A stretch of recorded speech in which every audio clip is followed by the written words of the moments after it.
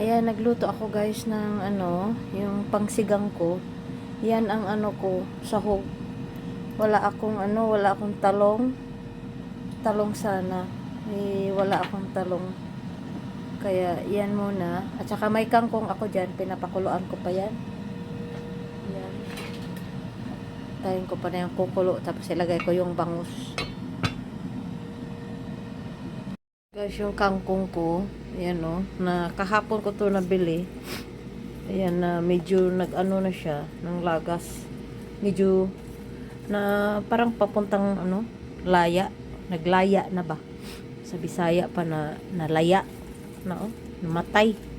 Laya na siya, pero isama ko pa rin siya sa ano, sa sinigang ko ngayon.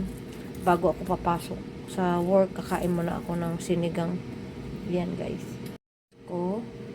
Tsaka ito, yung panghuli. Ilagay ko muna ito yung ano. Yung bangus ko dito. Yan. Kasi kumukulo na siya. At saglit.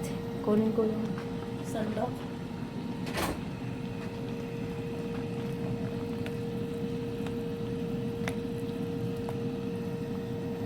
Parang ang ano ko nito parang tinola o kaya ano sinigang na hindi ko maintindihan. Ayan, ito muna ang inano ko. Tsaka yan. Pang ano ko ito sa 2 araw. Yan. Isama ko na yan lahat. Ayan. Saka ko siya lalagyan ng ano, yung sinigang mix. Meron akong sinigang mix dito na sampalok. Ayan o. Hindi to sponsor guys ha. Yan, sinigang ito yung ginagamit ko, yung pang ano, para masarap siya. Yan, lagyan na po yan natin ng malaki. Yan. Saka ko siya anuhin ng kangkong. Yung dahon na kangkong kasi madali lang yung ano, madali lang siyang maluto. Kaya yan muna. Saka ko ilalagay ilalagay ko pala yung ano, yung ito para kakatas yung asim. Ayan.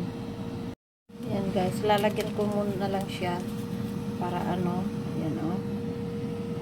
Lagyan ko siya para kakatas yung ano niya, yung lasa. Ayan.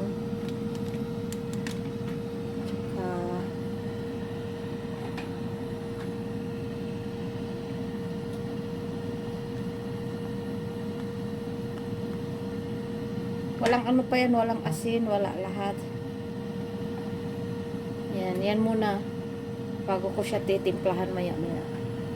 At saka ilagay ko yung dahon na kangkong. Yan. Ko na yung ano, yung dahon.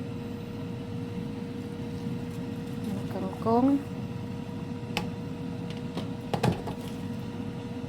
Lagay ko na yan.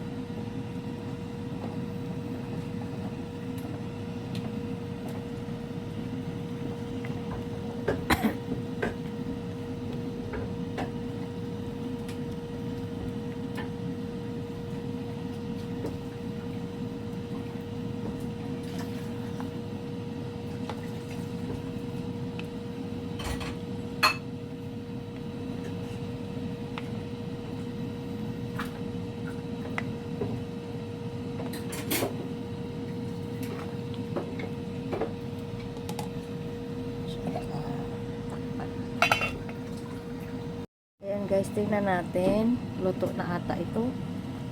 Yan.